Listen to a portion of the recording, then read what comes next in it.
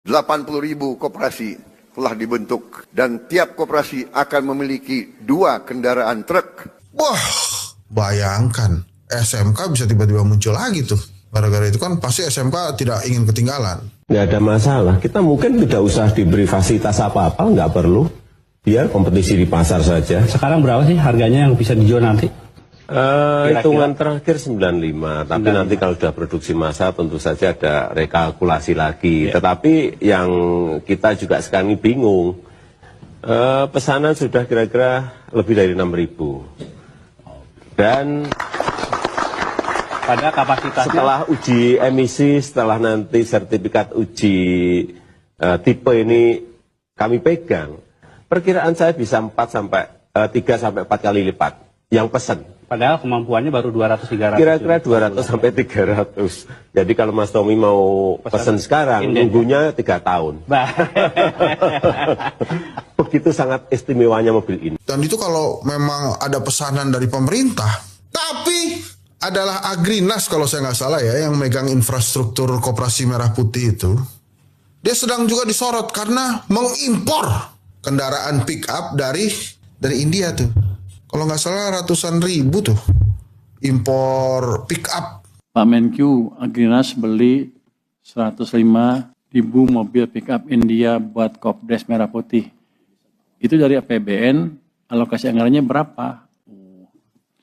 Jadi Koperasi Merah Putih adalah mereka meminjam uang dari Himbara, dari Bank Himbara. Kewajiban saya Kementerian Keuangan adalah setiap tahun kira-kira akan menyicil pinjamannya sebesar 40 triliun selama 6 tahun.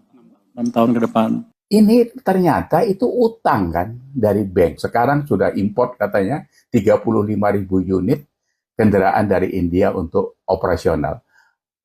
Kooperasinya saja pun belum jadi. Nah, isu selanjutnya, wah ada omongan dari Menteri Desa Yandri Susanto dan Menteri Koperasi Ferry Juliantono. Koperasi desa berkembang, Indomart dan Alfamart di stop. Kalau Kopdes itu sudah berjalan, sejatinya Alfamart dan Indomaret di stop. Udelmu itu ngomong ditaruh di dengkul atau di kuping.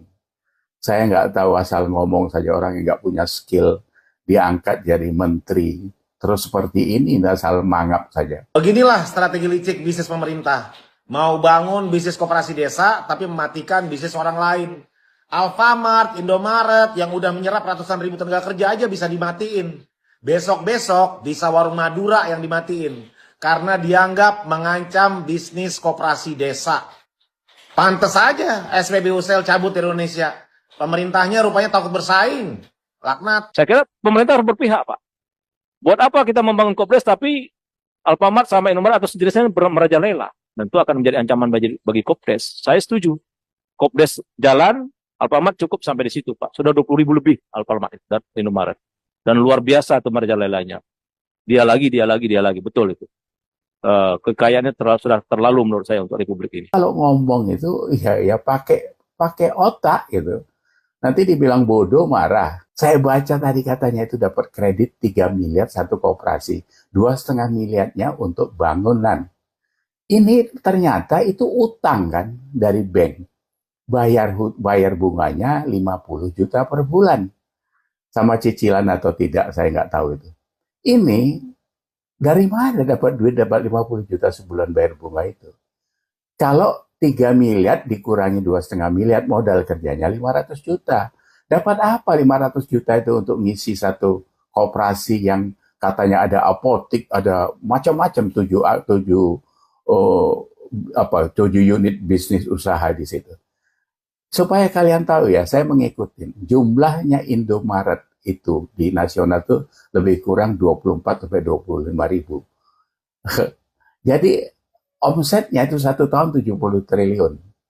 Jadi rata-rata satu hari itu satu toko itu cuma 8,5 juta.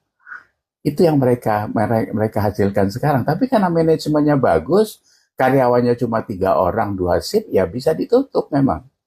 Nah ini kalau Koperasi Merah Putih itu harus punya omset 57 juta per hari. Mau kalian lawan Indomaret dengan 7 kali lipat omset, jualan apa kalian? Nah, Menteri Desa terus ngomong, nanti kalau ini udah buka semua, Indomaret dan Alfamaret itu bisa ditutup. Udelmu itu ngomong ditaruh di dengkul atau di kuping.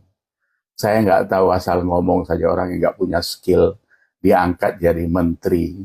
Terus seperti ini, asal mangap saja. Coba dulu 1-2 Kopdes itu di mana mau ditaruh, di urban area atau di rural area. Karena 83.000 koperasi desa itu nanti 57 ribunya itu di rural area, di desa-desa sebenarnya. Sementara 26.000 itu ada di urban area. Omset yang mana yang mau kalian dapatkan seperti itu? Jadi kalau ngomong itu ya pakai otak gitu. Nanti dibilang bodoh, marah. Saya tidak mau mengatakan seperti Ketua BEM UGM itu yang mengatakan pemerintahan ini pemerintah bodoh. Tapi itu yang dimaksud aja inkompetensi. Jadi memang skillnya tidak ada. Jadi seperti Pak Prabowo ngangkat 48 menteri itu ya unskill semua. Kan seperti itu. Gayanya kan memang memuakkan semua. Cuma 1-2 orang saja yang bisa kerja. Mungkin Purbaya sama siapa gitu. Tapi yang lain apa kerjanya? Nggak ada hasil-hasilnya sampai sekarang ini. Menteri apa yang sudah menghasilkan untuk rakyat sekarang ini? Padahal Pak Prabowo sudah ada risetnya tuh. Saking begitu luar biasanya pidato menggebu-gebu itu, sampai orang ngeriset pidato Pak Prabowo itu ya. 643 kali menyebut kalimat rakyat, terus 146 menyebut MBG dan seterusnya itu. Ini kan ditandai orang. Jadi ngomongan Bapak itu yang dibilang omon-omon itu, kalau ngomong terus sementara realisasinya di lapangan itu tidak sinkron, itu ya rakyat jadi muak sekarang ini. Bapak menjadi murah harganya sebagai presiden diolok-olek oleh warga negaranya sendiri. Karena apa? Ya karena perilaku itu sendiri. Petentang-petenteng kesana sini ngomongin soal hai koruptor. Tapi audit PLN nggak jadi, audit Pertamina nggak jadi. Nggak usah Bapak bicara soal efisiensi.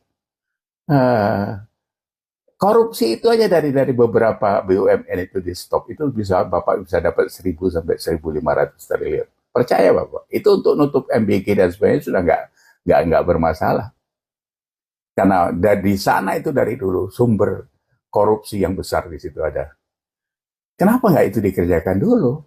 Jadi di stop dulu kebocorannya, baru bicara efisiensi. Ini efisiensi apa? Kementerian Bapak seperti apa efisiensinya dan supaya Bapak nggak bisa kontrol. Kemarin Menteri Agama aja berangkat ke Makassar pakai jet pribadi, walaupun itu dipinjemin orang gitu, tapi kan itu kan gratifikasi gitu. Ongkosnya ke sana 560 juta, sewa jet itu sendiri. Ini kan apa ya, gaya hedon seorang Menteri Agama yang memang dari awal kita memang kecelek kata orang Jawa. Jadi begitu kita berharap ini akan membawa angin baik, ternyata ketularan juga dia. Takutnya ini Menteri Agama keempat yang bakal dicokot KPK nanti. Nauzubillah min zalik, ya Allah, dosa apa kami ini. Kementerian Agama saja sudah 3 menterinya diambil KPK. Ini apakah ini nyusul lagi gitu? Nggak tahu kita bilangnya apa lagi. Apa mau jadi panutan apa seperti itu. Topeng agamanya begitu tebal berlapis-lapis, tapi kelakuannya miris kita melihat. Ini sebenarnya seperti yang saya sampaikan tadi, bahwa perilaku ini harusnya dihentikan gitu. Kalau tidak, kita akan ribut di ranah sosial dan menghabiskan energi kita bersama. Pemerintah menjadi tidak efektif bekerja, rakyat juga otaknya jadi diobok-obok dengan informasi nggak karu-karuan. Ini sudah makin berani rakyat Pak Prabowo ini sekarang. 30-40% medsos itu sudah menghujat Pak Prabowo. Saya pikir ini tidak pernah terjadi di era-era sebelumnya. Tapi ya tidak tahu karena memang situasinya seperti ini. Karena langkah-langkah yang dilakukan itu memang menggemaskan. Ya, jadi seperti seperti Kopdes tadi ya. Itu kan contoh-contoh sembarangan yang diulang lagi dari MBG yang belum selesai ini karena sembarangan membuat program, terus aksinya seperti ini, realisasinya apa, asal dihajar aja ke lapangan, tidak perlu diuji coba di satu wilayah dulu. Ya seperti ini, Kopdes ini bakal akan terjadi. Apalagi contoh yang lain. Penyitaan 4 juta lahan sawit, itu sama saja kan. Sampai sekarang apa ceritanya itu? Karena nggak siap orangnya. Konon katanya itu yang seperti saya sampaikan sebelumnya, bahwa itu sekarang kelimpungan PT Agrinas yang diserahin oleh pemerintah untuk megang itu. Balik lagi manggil orang-orang yang punya sebelumnya yang pernah kena denda itu, katanya suruh bagi hasil dikerjakan. Kalau nggak siap makanya jangan petentang-petenteng gitu. Jadi ya saya ikut prihatin, saya ikut memberi masukan, saya ikut juga khawatir sekarang ini Pak Presiden gitu. Tapi ya di ujung-ujungnya memang saya bilang sama kawan-kawan, sisakan harapan itu. Mana tahu besok bisa berubah, mana tahu besok ada kemajuan yang lebih positif. Karena kita tidak boleh juga terlalu marah kepada Pak Prabowo, tapi tidak boleh juga sekarang terlalu percaya kepada Pak Prabowo. Karena omongnya beberapa kali omongan itu sudah bisa tidak